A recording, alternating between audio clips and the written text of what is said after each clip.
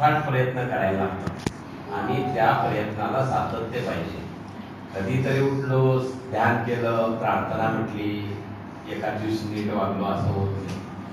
ते सातत्य पाहिजे. त्या सातत्य तुमच्यामध्ये जर असेल म्हणजे नित्य नेमाने रोज ठरवून तुम्ही वेळ जर काढतो, तुम्ही एक्सरसाइज केला तरच त्याच्यातून तुम्हाला जे आत्मिक उन्नती हा जो काही विषय आहे तो समजायला लागेल. आणि ह्याच्यातून जे हवे पण जे गळून पडतं ना ते त्याचंच गळून पडतं, बाकी कुणाचं गळून पडत नाही. का? त्याला खरंच स्वस्वरूपाची ज्या वेळेला अनुभूती तो घेतो आणि त्या ठिकाणी इतका अबेंडन्स म्हणजे एवढा आनंद आहे, त्याच्यामध्ये तो रम्मान होतो, तो डुंबतो, तर त्याच्यामध्ये तो बाकीचं सगळं विसरून जातो. पण तो आता आपण प्रापंचिक माणसं आहे, आपण प्रपंच आणि परमार्थ दोन्ही आपल्याला सिद्ध आणि साध्य करत आहे.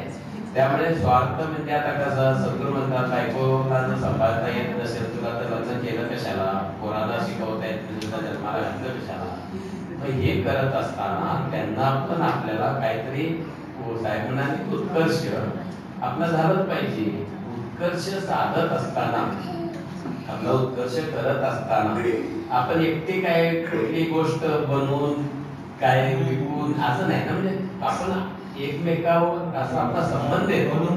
तो व्यवहार करत असताना काय करतो माणूस की बाबा हा स्वतःपुरती विचार करतो, तो इतरांचा विचार करत नाही. म्हणजे मला मिळालं पाहिजे, माझं भरलं पाहिजे, मला प्रॉफिट झाला पाहिजे.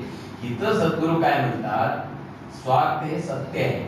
या विश्वामध्ये जे जे जन्माला आलेले सगळी मंडळी त्या सर्वांकडे स्वार्थ आहे. मग सर्वच जण बाबा एक भाकरी आहे, 4 जण आहेत आणि त्याचे 4 तुकडे केले, त्याचे 4 भाग केले तर खाल्लं तर सगळ्यांचं समाधान होतं. पण ती भाकरी मलाच मिळाली पाहिजे आणि मी कुणालाच देणार नाही अशा भावनेतून जर का हे भांडण तंटे, युद्ध लढाया, दंगे धोपे, मारामाऱ्या, खून हे का होतं माहिती आहे का? हे हवे पण जे स्वार्थ जो आहे ना तो फक्त स्वार्थी माणसं झाली म्हणूनच हे सगळं निर्माण झालेलं आहे. आणि इथं सद्गुरू आपल्याला सावध करतात की स्वार्थ तुला जसा आहे तसंच तो समोरच्याला पण आहे. तू त्याचा स्वार्थ म्हणजे काय, त्यालाही दोष खातो, तो काम करतोय, अविनायक काम करतोय, शांताराम काम करतोय, मी काम करतोय, तर आम्हाला काही प्रॉफिटच मिळत नसेल त्या कामातून, काही उरतच नसेल आणि समोरचा म्हणतोय काय तो तेवढ्याला देतो, तू तेवढ्याला दे. तो काय करतो, मला काय करायचं आहे, पण मी करतो त्याच्यातून मला काय मिळतं का ते पाहून त्या समोरचा तसा विचार करत नाही. तो काय करतो, आपल्याला मिळलं पाहिजे, बाकीचे गेले खड्ड्यात. ही वृत्ती, ही जी लोकांची मानसिकता झालेली ही साफ चुकीची आहे. समोरचा पण सुखी झाला पाहिजे, आपणही त्याच्यातून तरलो पाहिजे. आपण सगळं घरदार सद्गुरूंनी दान करा म्हटलं नाही, सगळं सोडून द्या म्हटलं नाही, की तुम्हालाही प्रपंच तुम्हालाही आहे. तुम्ही व्यवसाय करत असताना तुमचं प्रॉफिट सांभाळून समोरच्याचाही लॉस झाला नाही पाहिजे, तुमचाही लॉस झाला नाही पाहिजे. म्हणजे दोघेही सुखी, दोघेही आनंदी, पण एकच आनंदी होतोय आणि एक दुःखी होतोय असं चालणार नाही. म्हणून हे निसर्गामध्ये आपण जे काय सद्गुरूंनी सांगितलंय की निसर्ग तसं सर्वांसाठी कुठे काय हे करतो का, सर्वांचा स्वार्थ धरतो, सर्वांना ऊन वारा पाऊस सर्वांसाठी तो देतो ना. तुला आपण काय देतो, आपण देतो का तसं? मग आपण पण द्यायला शिकलं पाहिजे. देणार देतो ना तेव्हा आपली प्रगती होते. आणि आध्यात्मिक जो विषय आहे तो वेगळा आहे. खरं सांगायचं म्हणजे तो खूप म्हणजे त्याच्यासाठी आपल्या ठिकाणी खूप समज यावी लागते. त्यावेळेला ते बोलणं ठीक आहे. आपण जे बोलतो ना ते बिन बुडाचं म्हणजे काय त्याला साधनेचं अंग नाहीये. आपण पोपटपंच म्हणजे जे करतात त्याला कळतं. आता पाटील साहेब करत असतील, ज्याला साधना मिळाली ते करत असतील, त्यावेळेला ते हवे पण आहे ना ते कमी होतं, खूप कमी होतं. जवळजवळ म्हणजे ते काय त्याच्यामध्ये फार असा रस राहत नाही. मिळलं तरी ठीक, नाही मिळलं तरी ठीक, मिळवण्यासाठी प्रयत्न करतो आणि प्रयत्न करूनही ते मिळत नसेल तर आहे त्यामध्ये तो समाधानी राहतो. म्हणजे समाधान ज्या वेळेला येतं त्यावेळेला माणूस सुखी होतो, त्यावेळेला शांती मिळते. हे सर्व प्रकार जे आहे ते साधनेतूनच तुम्हाला प्राप्त होते. बाकी किती तुम्ही मोठ्या मोठ्या पाठांतर करून बोलायला लागली तरी त्याचा उपयोग नाही. मग मनशांती जी ढळते ना त्याला कारण की आपल्याला जे हवेपण आहे ना, ते हवेपणच आपलं अजून कमी झालेलं नाहीये. अजून पाहिजे, अजून पाहिजे, अजून पाहिजे. अरे पाहिजे किती? मला एकाने म्हटलं की पाटील साहेब तुम्ही त्या ह्याच्या पलीकडे याच्या जागा का नाही घेत तिकडे 5-6 गुंठे? म्हटलं तुला घर आहे का रे बाळा? मी त्याला विचारलं, बघा माझा मुद्दा कसा तो तोडफोड करतो घरा अशी, म्हणजे काही. म्हटलं तुला घर आहे का? नहीं साहब आप झोपड़ी में भी खूप बहुत अच्छे से रह सकते. आणि मला मिळावं तुला काय वाटतं बाबा? अजून मला पाहिजे असं तुला काय वाटतं? माझ्या मुलांनी काय करायचं मग? मी जर घरदार बांधलं, मी फॅक्टरी बांधली, माझी मुलं काय करणार? वाया जाणार. म्हटलं त्यांच्यासाठी मी ठेवलंय आता करायला, आता आहे त्यांनाही करायची काही गरज नाही, ह्याच्यामध्येच राहून सुद्धा ते आनंदी राहतील. पण तुझं तू का नाही घेत? म्हणजे असा विचार करतं का कोण? मला मिळलं पाहिजे, माझंच भलं झालं पाहिजे, पण इतरांचंही भलं झालं पाहिजे. म्हटलं तू बसू आहे का? तू घर घे, तू 1-2 रोजचं का होईना, पण तू घर घे. तू इतके वर्ष काम करतोय, काबाड कष्ट करतोय, तर त्याचं म्हणणं असं होतं की साहेब मी आता जर घर घेतलं ना, तर माझे भाऊ आहे ना अजून सेपरेट झालेलं नाही, मी माझ्याकडे पैसे आहेत भरपूर. मी प्रॉपर्टी घेतली तर मला गावाकडचं थोडं सुद्धा मला देणार नाही का? म्हणजे त्याच्याकडे भरपूर पैसा आहे, मी घर घेतला पुण्यामध्ये, गावाकडचं पण देणारच नाही, म्हणून तो घर घेत नाही. काय सांगायचं आता? म्हणजे हे जे प्रॉब्लेम झालेले आहे ते कशामुळे? त्याला अध्यात्माची जोड नाहीये, त्याला सद्गुरू भेटलेले नाहीये. आज आपण आनंदी आणि सुखी आहे, त्याला कारण तुम्हाला सांगतो, केवळ आणि केवळ सद्गुरू आहे. सद्गुरू म्हणजे आम्हाला काय पाहिजे हे लोकांना माहितीच नाही.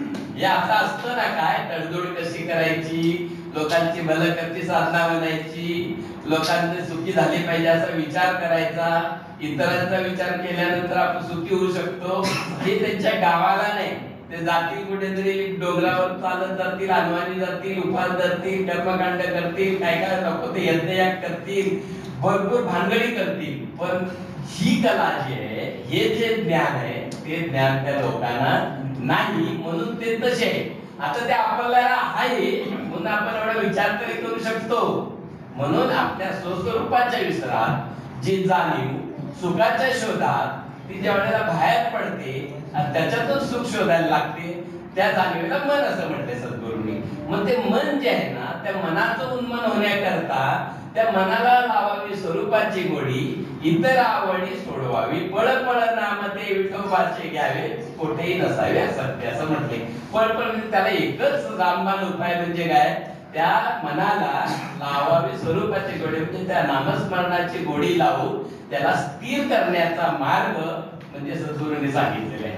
तुम्ही ज्या वेळेला स्थिर होता, निवांत होता, त्यावेळेला तुम्ही काय आहात ते तुम्हीच अनुभवता, ते दुसऱ्याला सांगता येत नाही. म्हणून हा जो साधना आजचा विषय आला म्हणून सांगितलं की प्रपंच करत असताना की उत्कर्ष आणि उन्नती, उत्कर्ष साधत असताना स्वार्थ देवाला सगळ्यांनी पोट दिले, देवानी पोट भरण्याकरता केलंच पाहिजे, सगळ्यांचंच पोट भरलं पाहिजे.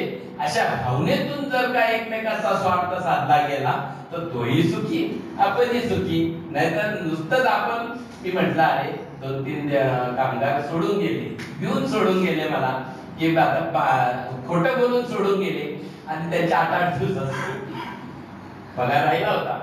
मी म्हटलं अरे रवी, त्या 2 माणसाचा पगार द्यायचा राहिलाय रे, ते आले नाही बघ. म्हणलं नाही साहेब, ते तुम्हाला घेऊन सांगितलंच नाही, त्यांनी ते गेले म्हटले. गेले तरी कुठं जग सोडून गेले नाही. म्हटलं त्यांनी काम केलेलं आहे, मेहनत केलेली आहे, त्यांनी कष्ट केलेले बिचारे. अरे आम्ही एवढ्या प्रॉपर्टीचे मालक आहे, पण ते माणसं रोज हातावर त्यांचं पोट आहे, ते गेले तर जाऊ दे दुसरीकडे, पण त्यांचं त्यांना बोलून सन्मानाने त्यांचा पगार दे. 1 दिवसाचं जरी काम केलं तरी त्याचा पगार देणं आपल्याला ही बुद्धी कुणी दिली? सद्गुरूंनी दिली. किंवा या बुद्धीला ज्ञान झालं की त्याच्यामध्ये विवेक येतो आणि ती निर्णय चांगला घेते. मग निर्णय योग्य होण्याकरता बुद्धी काय घेते? निर्णय घेते. आता बुद्धीला ज्ञान झालं पाहिजे, काय चांगलं आणि काय वाईट, नाही का? हे ज्ञान देण्याचं काम ही मंडळी करतात.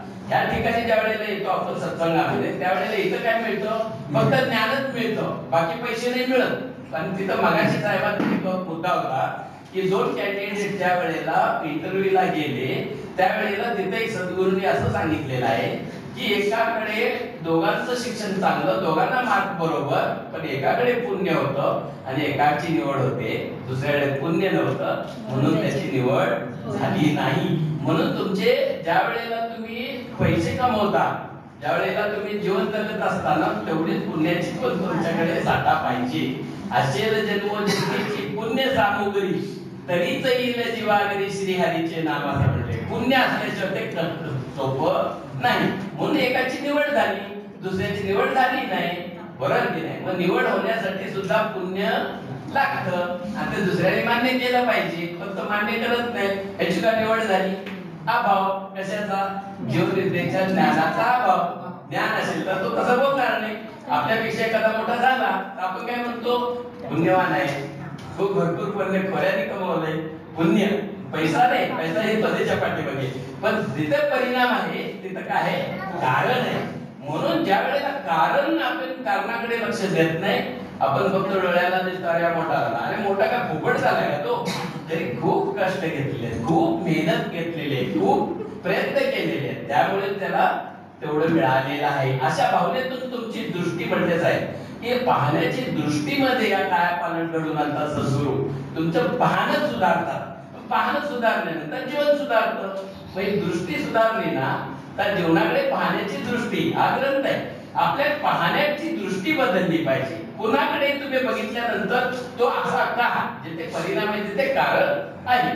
तो त्याच्या कर्तृत्वाने, त्याच्या प्रयत्नाने, त्याच्या मेहनतीने, त्याच्या पुण्याने तो मोठा झालेला आहे. तुम्ही असं जर तुम्ही ह्या गोष्टीचा जर विचार केला तर कुणाबद्दल तुम्ही हेवे दावे करणार का? द्वेष मंथन करणार का?